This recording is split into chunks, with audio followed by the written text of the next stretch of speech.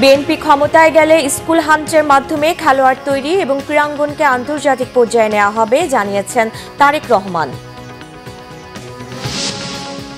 ইশরাক হোসেনকে ঢাকা দক্ষিণ সিটির মেয়রের দায়িত্ব দেওয়ার দাবিতে ব্লকের ঢাকাবাসীর উত্তাল নগর ভবন। অভিনেত্রী নুসরাত ফারিয়া জামিন নামঞ্জুর করে কারাগারে পাঠানোর আদেশ আদালতের। পরবর্তী জামিন শুনানি বৃহস্পতিবার।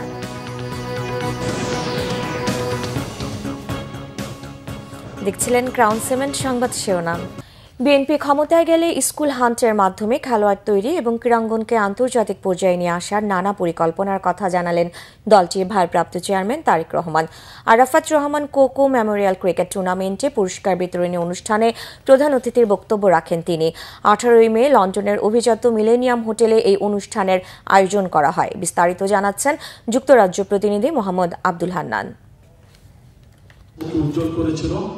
5 আগস্ট গণ অভ্যুত্থানের পর লন্ডনে কোনো অনুষ্ঠানে ভাষণ দিলেন বিএনপির ভারপ্রাপ্ত চেয়ারম্যান তারেক রহমান। তবে রাজনৈতিক বক্তব্য না রেখে দেশের ক্রীড়াঙ্গনকে নিয়ে তার ভবিষ্যৎ পরিকল্পনা তুলে ধরেন। বক্তব্যের শুরুতে প্রয়াত ছোট ভাই আরাফাত রহমান কোকোর ক্রীড়াঙ্গনের প্রতি ভালোবাসা ও অবদানের কথা স্মরণ করেন তিনি। লন্ডনে বিগত কয়েক বছর ধরে অনুষ্ঠিত হয়ে আসছে আরাফাত রহমান স্মৃতি ক্রিকেট টুর্নামেন্ট। বাংলাদেশের জাতীয় দলের ক্রিকেট খেলোয়াড়রাও অংশ নিয়ে থাকেন এই টুর্নামেন্টে। 2024-এর চ্যাম্পিয়ন টিম হবিগঞ্জ ফাইটার এবং runner up team greater Faridpur দলের বিজয়ীদের মধ্যে পুরস্কার তুলে দেন তারেক রহমান। এদিকে তারেক রহমান বক্তব্যে আরও বলেন, বিএনপি ক্ষমতায় গেলে খেলোয়াড় তৈরি করার জন্য স্কুল পর্যায় থেকে ট্যালেন্ট হান্ট খুঁজে বের করা হবে। আমরা বাংলাদেশের শিক্ষাটাকে বিশেষ করে প্রাইমারি এবং সেকেন্ডারি স্কুলে যে শিক্ষাটা, এটাকে আমরা একটু ভিন্নভাবে সাজিয়ে তুলতে চাই। সেটি কি? সেটি হচ্ছে যে ছেলেমেয়েরা শুধু পড়ালেখা করবে, রাত দিন পড়ালেখা করবে, এটা কেমন কথা? যেই ছেলেটা খেলাধুলা করবে তাকে যদি পড়ালেখার ভালো সুযোগ করে দেওয়া যায়, তার কিন্তু পড়ালেখাটাও ভালো হবে। কাজেই পড়ালেখায় ভালো করতে হলে অবশ্যই খেলাধুলা করতে হবে। এছাড়াও তারেক রহমান বলেন, শিক্ষার্থীদের খেলাধুলার বিষয়ে আরো বেশি জোর দেওয়া প্রয়োজন। লন্ডনের উদাহরণ টেনে বলেন, ঢাকার প্রতি 2 ওয়ার্ডে একটি সবুজ মাঠ তৈরি করা হবে, যাতে শিশুরা সোশ্যাল মিডিয়ায় আসক্ত না হয়ে খেলাধুলার প্রতি আকৃষ্ট হন। ঢাকা শহরে আমাদের 100টা ওয়ার্ড। আমরা কি একটা জিনিস করতে পারি না? আমরা যদি একটা পরিকল্পনা গ্রহণ করি, অন্তত প্রতি 2টো ওয়ার্ডের মাঝখানে 2 বিঘা না 3 থেকে 4 বিঘা একটা জায়গা যদি আমরা বের করে নিই, একটা সবুজ জায়গা, সেখানে বাচ্চারা খেলবে, মুরব্বীরা বয়স্করা যারা আছেন যাদের প্রয়োজন তারা সেখানে হাঁটবেন। এখন যে আমরা ছেলেদেরকে বলছি, ছেলেমেয়েদেরকে বলছি যে খেলাধুলা করতে হবে, বাচ্চারা খেলবেই বা কোথায়? মাটি তো নাই।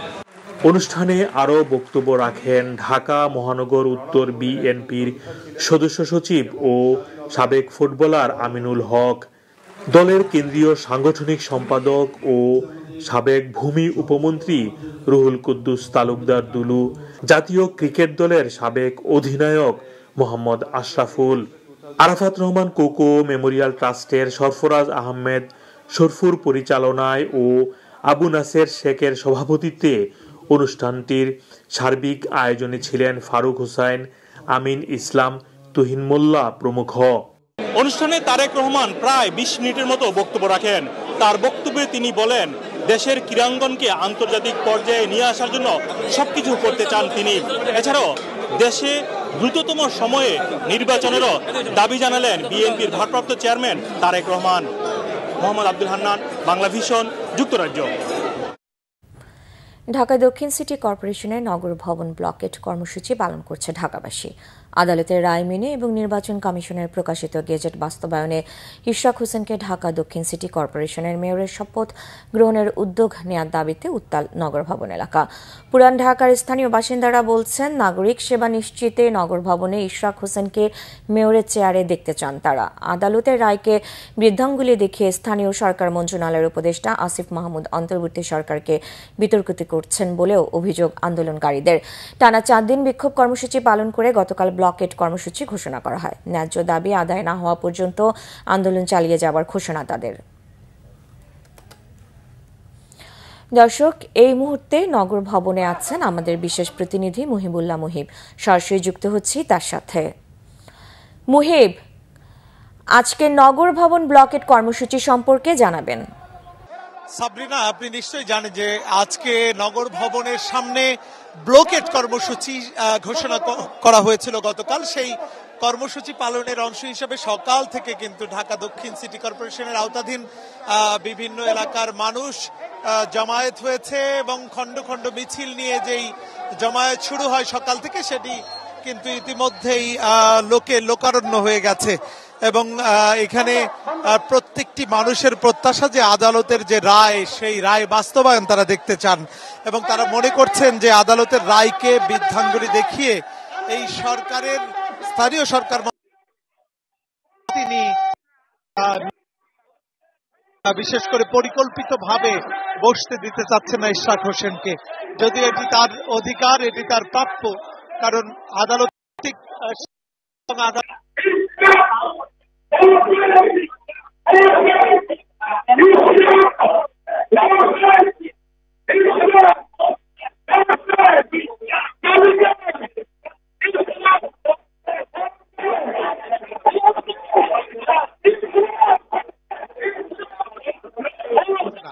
তো নগরবাসী মনে করছেন যে দীর্ঘদিন ধরে, বিশেষ করে 5 আগস্টে ফ্যাসিস্ট শেখ হাসিনা দেশ ছেড়ে পালিয়ে যাওয়ার পরে নগর ভবনগুলোতে বিশেষ করে নাগরিক সুবিধা সেটি অনেকটাই স্থবির হয়ে পড়েছে। সেই নাগরিক সুবিধা আবার পুনরায় চালু করার জন্য তারা মনে করছেন যে ইশরাক হোসেনই যোগ্য লোক এবং এই নগর ভবনের সামনে অবস্থান নিয়েছে এবং মিছিলে মিছিলে সয়লাভ হয়ে গেছে পুরো এলাকা। এবং এখানে সময় যত বাড়ছে মানুষের উপস্থিতি কিন্তু তত বাড়ছে। তারা দ্রুত সময়ের মধ্যে ইশরাক হোসেনকে মেয়র হিসাবে দায়িত্ব বুঝিয়ে দেওয়ার আহ্বান জানাচ্ছেন এবং তারা বলছেন যে যতক্ষণ পর্যন্ত না এই দায়িত্ব বুঝিয়ে দেয়া হবে ততক্ষণ পর্যন্ত তাদের এই আন্দোলন চলতেই থাকবে। তো এই মুহূর্তে বৃষ্টি চলছে, বৃষ্টিকে উপেক্ষা করে কিন্তু মানুষ তাদের স্বতঃস্ফূর্ত আন্দোলন চালিয়ে যাচ্ছেন। তো আমরা রয়েছি গণমাধ্যম কর্মীরা, এই আন্দোলনের শেষ পর্যন্ত কি হয় সেটি দেখার অপেক্ষায়। তবে মানুষের যে স্বতঃস্ফূর্ত অংশগ্রহণ, তাতে মনে হচ্ছে যে ইশরাক হোসেনকে দায়িত্ব বুঝিয়ে না দেওয়া পর্যন্ত এসব মানুষ কিন্তু খুব সহসাই ঘরে ফিরছেন না। তো এই ছিল সাবরিনা আমার কাছে নগর ভবনের সামনে থেকে সার্বিক পরিস্থিতির তথ্য। মুহিব, আপনাকে ধন্যবাদ। দর্শক, এই মুহূর্তে নগর ভবনে আছেন আমাদের সিনিয়র রিপোর্টার ওবায়দুল্লাহ মামুন। সরাসরি যুক্ত হচ্ছি তার সাথে। মামুন, আপনার অবস্থান থেকে ব্লকেট কর্মসূচি কেমন দেখছেন?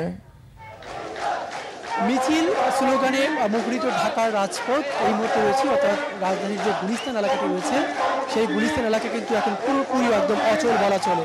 এই অবস্থান রয়েছে যে প্রধান ফটক রয়েছে সেখানে, এবং এখন দেখছি যে গুলিস্তানের যে প্রধান গোলাপশাহ যে মাজারটি রয়েছে সেখানে কিন্তু বিএনপি এবং ইশরাকের যে সমর্থকরা রয়েছেন তারা এখানে এসে অবস্থান নিয়েছে এবং পুরোপুরি যান চলাচল বন্ধ রয়েছে। একই দাবি ইশরাক হোসেনকে ঢাকা দক্ষিণ সিটি কর্পোরেশনের মেয়র হিসেবে শপথের মাধ্যমে তাকে মেয়র হিসেবে দায়িত্ব দিতে হবে, দায়িত্ব বুঝিয়ে দিতে হবে। সেই দাবিতেই কিন্তু গত 4 দিন ধরে ঢাকা দক্ষিণ সিটির যে নগরবাসী রয়েছেন, নাগরিকরা রয়েছেন, ভোটাররা রয়েছেন, ইশরাক হোসেনের যে সমর্থকরা রয়েছেন, তারা কিন্তু এই গত 4 দিন ধরে এই দক্ষিণ সিটি কর্পোরেশনের সামনে অবস্থানে বিক্ষোভ কর্মসূচি পালন করেছেন। দক্ষিণ সিটি কর্পোরেশনের প্রধান যে ফটকটি রয়েছে পুলিশ সদর দপ্তর, পুরো এলাকা জুড়েই কিন্তু তার সমর্থকরা মিছিল স্লোগানে ব্যস্ত এবং তারা বিভিন্ন ধরনের প্রতিবাদী স্লোগান দিচ্ছেন এবং স্থানীয় সরকার মন্ত্রণালয়ের যে উপদেষ্টা রয়েছেন আসিফ মাহমুদ সজীব ভুইয়ার বিরুদ্ধে বিভিন্ন ধরনের স্লোগান দিচ্ছেন যে অচিরেই অনতিবিলম্বে ইশরাক হোসেনকে মেয়র হিসেবে শপথের মাধ্যমে তার দায়িত্ব বুঝিয়ে দিতে হবে।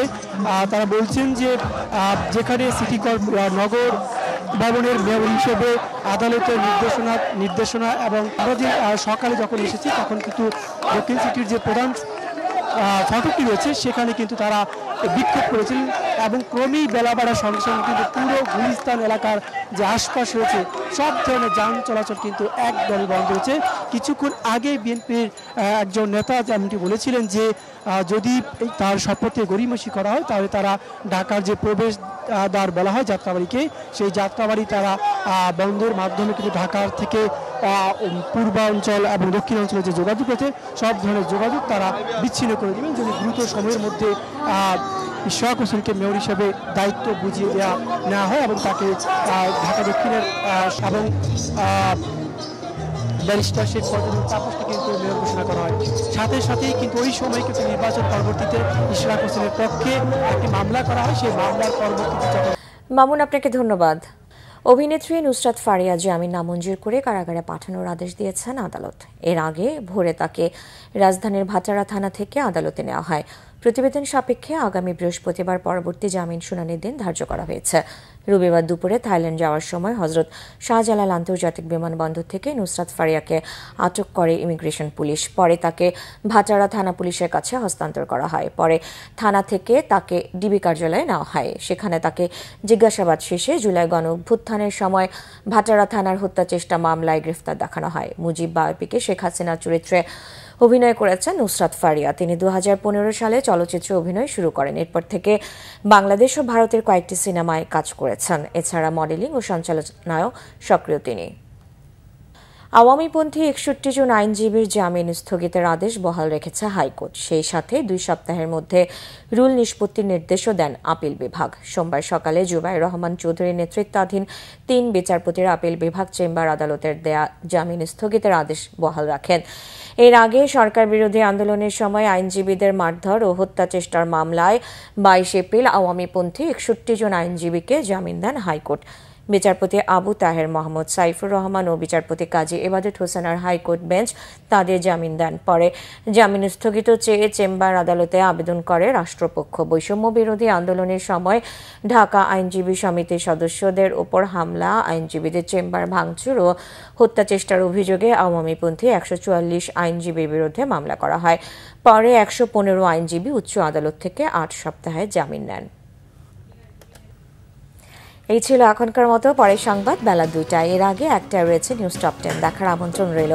এছাড়া বাংলা ভিশন সংবাদ ও সংবাদ সংশ্লিষ্ট অনুষ্ঠান দেখতে ভিজিট করুন www.vbnews24.com ও facebook.com/banglavisionnews এবং সাবস্ক্রাইব করুন youtube.com/banglavisionnews। ধন্যবাদ।